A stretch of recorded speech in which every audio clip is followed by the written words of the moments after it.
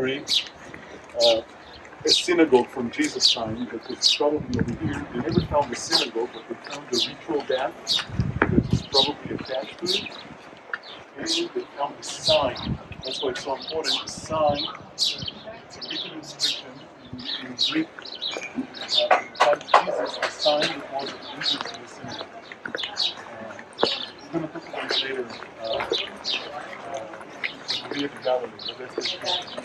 So, what I want to tell you about this pool over here, there is a small pool up there, and for many years, people believed that the famous pool of Siloam was up there. But today we know better. We know that the small pool which is up there, it's the pool of Siloam from the Byzantine time. That's what the Byzantine considered to be the pool of Siloam. But here, how you say it in America, sometimes from the lemon you can make lemonade. Yes. So that's what happened over here. The sewage pipe that was up there exploded. And the neighbors complained about the smell. And they brought a young archaeologist over here named Eli Shukrun. And to fix the pipe. And as you already noticed probably, in Jerusalem, wherever you throw a stone, you're going to hit an archaeological site. Yeah. So you must maintain carefully with a supervised archaeologist. And the second hit of the bobcat in the ground hit the stone right over here.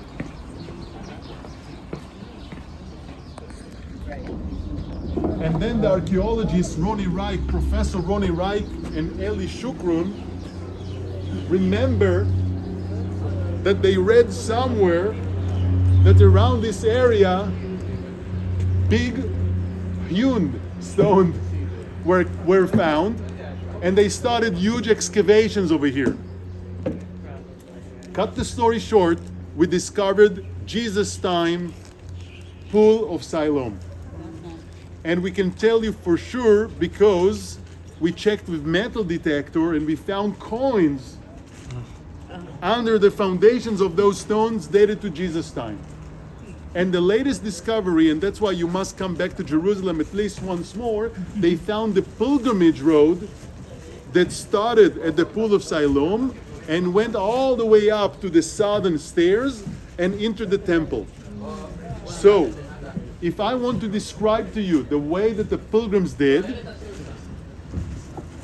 from the Sea of Galilee along the Dead Sea Valley, up from Jericho up to Jerusalem, to the top of Mount of Olives, where the city revealed to their eyes for the first time, walking down the Mount of Olives ascent, going down the Kidron River, entering the southern gate of Jerusalem, and being baptized over here. So this is a very important part of the pilgrimage road to the temple.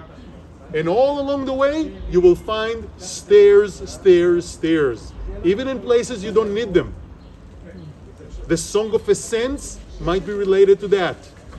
The stairs preparing people, the stairs started at the Galilee. The stairs preparing people to the temple. So how you do it?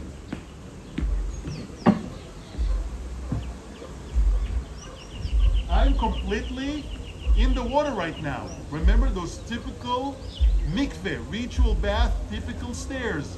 Short ones and a long one. Short one and a long one. Allowing people to be baptized carefully.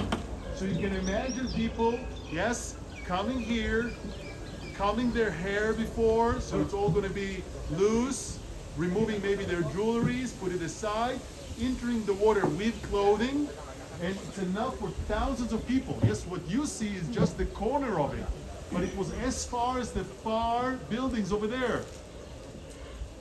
You see just the corner of it, but imagine the stairs going from all directions into the water. You had the spring pool water filling it, and this is the highest level of purity.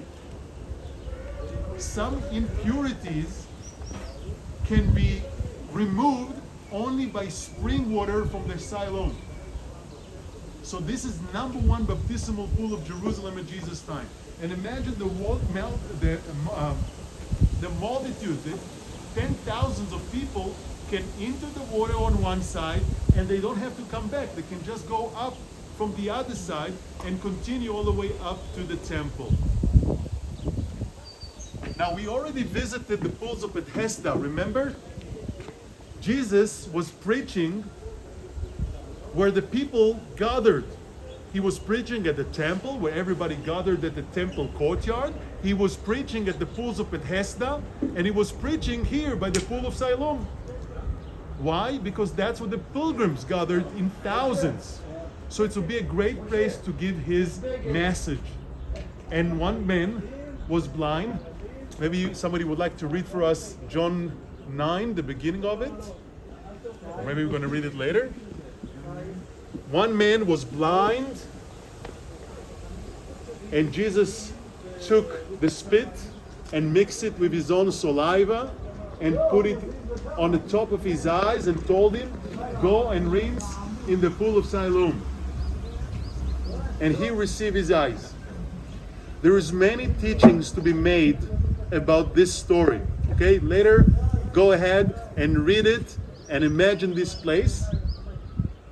I just want to give you one teaching. I'm not sure who's the first scholar to come with it. And we're going to end with this. Some people saying that here Yeshua reveals himself as God creator. And there is a play on words. There is a word game over here in Hebrew. Hebrew is a beautiful ancient language. And in the book of Genesis, we read about first man, Adam. Adam called Adam because God made him from Adamah. Adamah means earth. And Adam called Adam because God, the great potter, made us from earth, from Adamah. And inside Adam, you have Dam, which means blood. One more time. Dam, Adam, Adamah. Inside Adam, you have Dam. And Adam called Adam because God made us from Adamah. So the theory over here that this guy, or the Bible tells us that this guy had something missing in his eyes. And Yeshua actually taking Adamah and adding to the creation. Okay? Adding Adamah to Adam. And I just want to remind you that this is where Jesus taught, this is where Yeshua taught, I am the light of the world. Another thing, just to remind you, the water from here were used in two very important events. One of them was during the Feast of Tabernacles. By the way, we need to speak about the Feast of Tabernacle, where we have it in the New Testament scriptures. The Feast of Tabernacle you celebrate in the temple. You ask God to give us rainwater. So you take water from here, from the pool of Siloam, from the pool of Siloam, and you bring it up to the temple and you pour it on the four corners of the temple. The water from here. And like we discussed before, from the water over here, you make the highest purity water. The living water from here were taken, mixed with the ash of the red heifer, and the high priest used to sprinkle those water on the people to remove the impurity of death. So all this in this pool over here. Ladies and gentlemen, are you ready? Hey, something real quick. We'll look across the way. See all those fruit? So that's dried pomegranate. Yep. Dried pomegranate tree, which was to be embroidered. Has little embroidered pomegranates all around the hem of the priest's garments down on the bottom. And of all things, they chose pomegranates. Now, real quick, if you think about a pomegranate, the Lord says put pomegranates. Otherwise, just get little red circles. From a design perspective, that'd be pretty boring.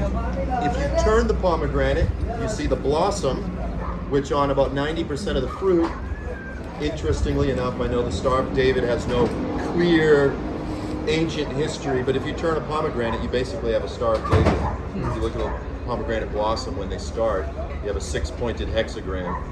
And it's speculative, but it could have been little stars of David around the bottom. It's like a crown. Yeah. But if you look at it directly, Yeah. so for people that say the Star of David is all occultic and evil, you go, well, the Lord designed it, you know. So again, it may be that the priest's garment had little stars of David around the bottom.